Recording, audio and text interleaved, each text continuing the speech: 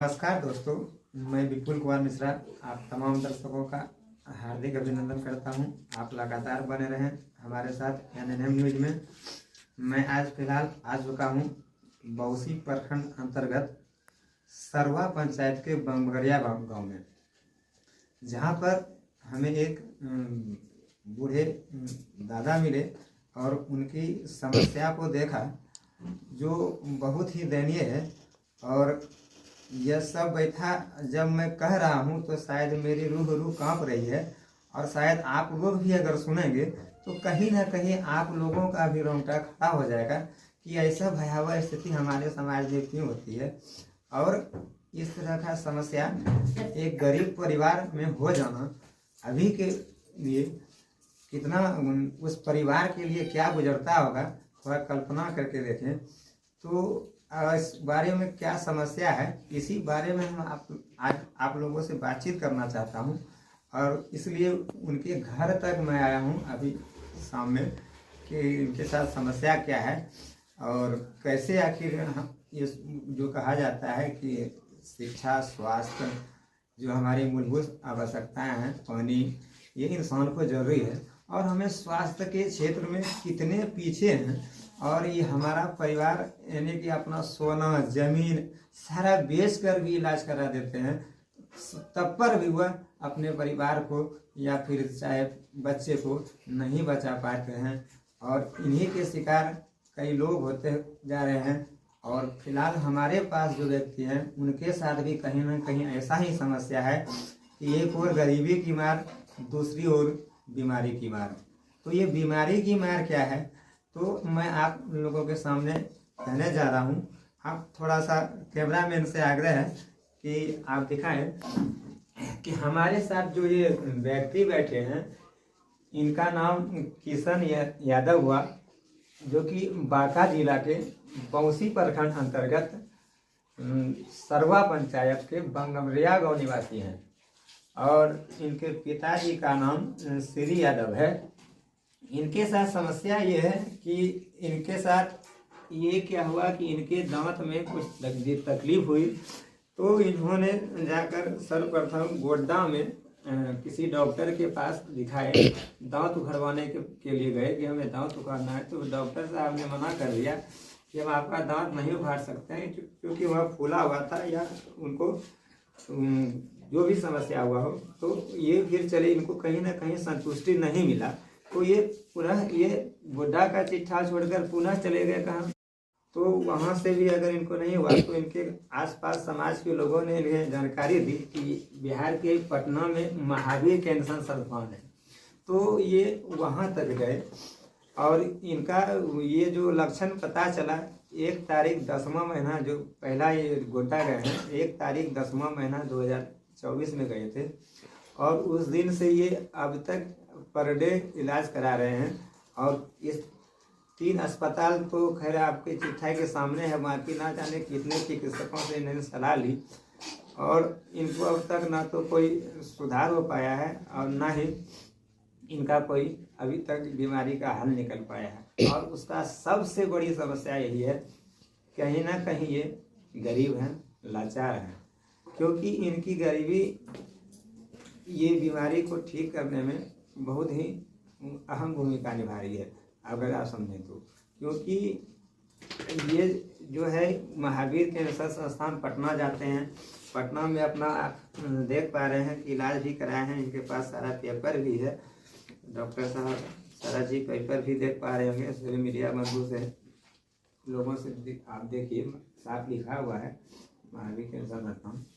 तो वहाँ अब इनके साथ इनको डॉक्टर साहब क्या बताएं, चाचा जी अपना नाम बताइए सबका समय। 2,20,000 ऑपरेशन फीस। महावीर कैंसर संस्थान में इन्हें जब जाते हैं तो इनको 2,20,000 रुपया ऑपरेशन फीस बताते हैं।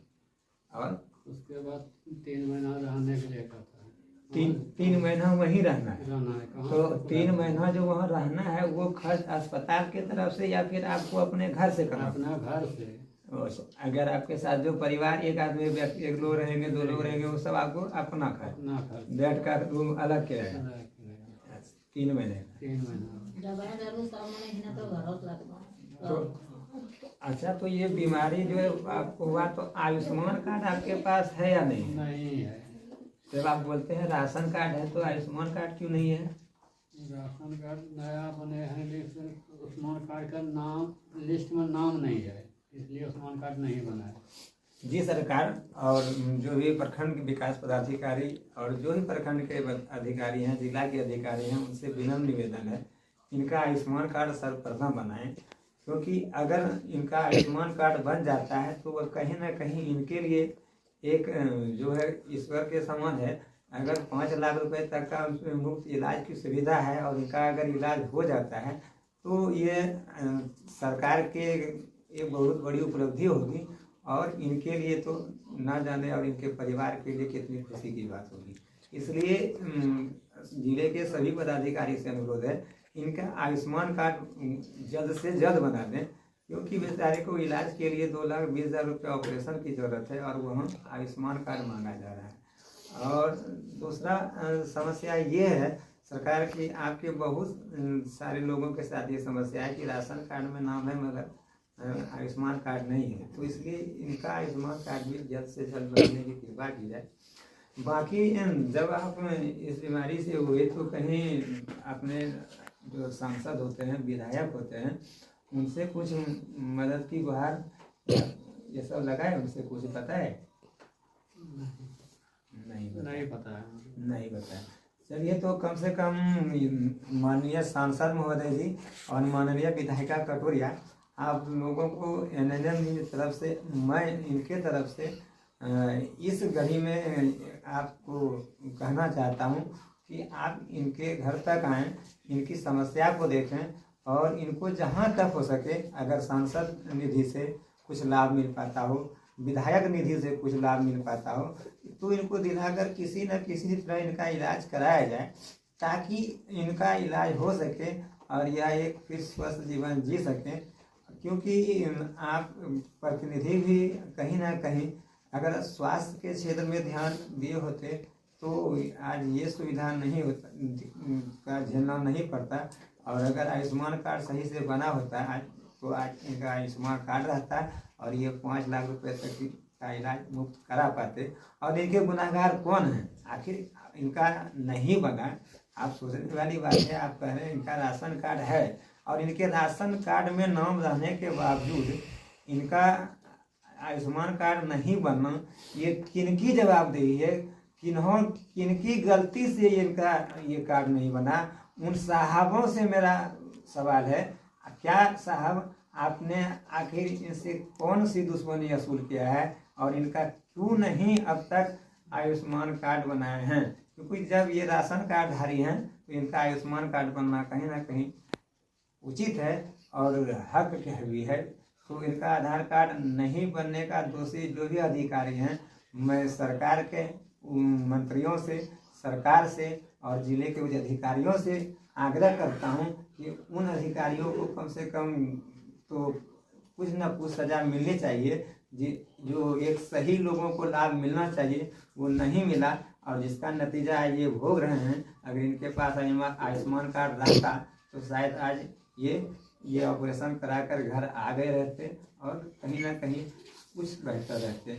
और ये चिंतित अभी जो है चिंतित रहते हैं और कहीं ना कहीं चिंता से इनका आधा शरीर जो है कमज़ोर हो चुका है, क्योंकि ये सब बीमारी बहुत कम सुनने को मिलता है। बहुत बड़ी बीमारी है, जाहिर सी बात है, और यहाँ इलाज भी बेहतर नहीं है। तो यह सोचने के लिए तो किसी भी व्यक्ति को मजबूर कर देता है। तो ये भी अगर बार बार सोचते होंगे तो इनको भी कहीं ना कहीं अंदर से तकलीफ लगता होगा।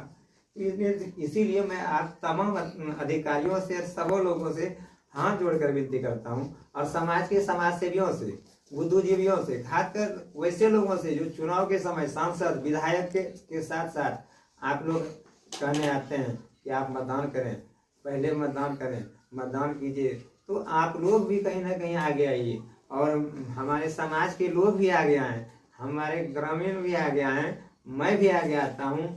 और हम 371110206186 खाता नंबर आप सभी दर्शकों को एक बार फिर से दोहराता हूँ 3711 011 020 6186। यूको बैंक का खाता है। इनका IFSC कोड है PUNB, ग्रामीण बैंक है इनका। और इनका ग्रामीण बैंक में जो IFSC कोड है वो है PUNBO MBGB06। खाता नंबर एक बार आप लोग और ध्यान से सुनेंगे, 3711 फिर 11 फिर 0 फिर 2 फिर 0 फिर 6 फिर 1 फिर 8 फिर 6।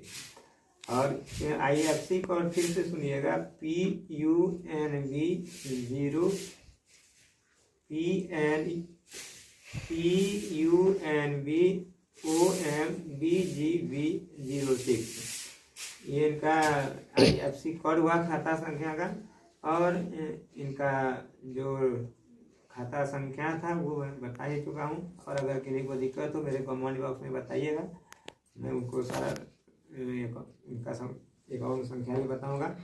तो फिलहाल कैमरामैन से ये आग्रह है कि थोड़ा आगे आए, इनके फोटो को दिखाएं कि आपका उम्र चाचा जी लमसम क्या होता है? 65 वर्ष आधार बता रहा है। आधार के अनुसार इनका उम्र 65 वर्ष है। वृद्धा पेंशन का लाभ मिलता है चाहिए आपको? हाँ, 2 साल से मिलता है। और आवास योजना का लाभ मिला है? नहीं मिला। आवास योजना का लाभ तब नहीं मिला। तो सरकार से एक विनम्र आग्रह ये भी होगा कि आप इनके लिए कम से कम ये आवास 65 वर्ष की उम्र में जा चुके हैं और अब तक आवास योजना का लाभ नहीं मिल पाया है। भोजन, वस्त्र, आवास जो हमारी मूलभूत समस्याएं हैं वो अगर नहीं पूरा कर पाए हैं तो ये आपके लिए और हमारे समाज के लिए, सभी के लिए दुखद है। क्योंकि 65 वर्ष उम्र हो जाना और किसी को आवास का लाभ नहीं मिलना, यह पूरे समाज के लिए तकलीफ की बात है। क्योंकि कैसे हम आगे बढ़ेंगे अगर हमारे समाज में अभी अगर आप अंदाज़ा लगाएं इनको आवास नहीं मिला है, तो फिर हमारे जैसे लड़के को या हमारी उम्र के जो लड़के हैं उनको आवास कब मिलेगा। तो इसलिए सरकार से विनम्र विनती है कि योजनाओं का लाभ सही तरीके से दिया जाए और इनको आवास योजना का लाभ दिलाने की कृपा की जाए। और आवास मिले वो तो बात की बात है, मगर इनके इलाज में आप जहाँ तक सहयोग कर पाते हैं, आपका जहाँ तक भी वो है सर जानकारी है, जैसे भी है इनका किसी तरह हल किया जाए। क्योंकि ये मिडिल क्लास फैमिली से हैं और बहुत ही दयनीय स्थिति है। पैसे के लिए कहिए तो इनका मूल खेती है और खेती भी क्या है, तो खेती जान ही रहे हैं बिहार में खेती एक ही फसल करके लोग बैठ जाते हैं, ना तो पानी की सुविधा है। तो इसलिए कृषक समाज होते हुए किसान की क्या स्थिति है अभी, ये तो खैर किसी से छुपा नहीं है। तो इनके लिए 2,20,000 रुपये तो खैर असंभव है। इसलिए हम सबों के प्रयास से अगर इन्हें 2,20,000 रुपये में कुछ भी सहायता मिल जाए और इनका इलाज हो जाए और यह पुनः ठीक हो जाए तो हम सबों के लिए बहुत ही गर्व की बात होगी। और हम लोगों का जो वो श्लोक है नर सेवा नारायण सेवा, उसमें हम सभी कहीं ना कहीं खरे उतर पाएंगे। यही शुभकामनाओं के साथ मैं विपुल कुमार मिश्रा आप तमाम दर्शकों का हार्दिक स्वागत करता हूँ। जय हिंद, जय बिहार, धन्यवाद।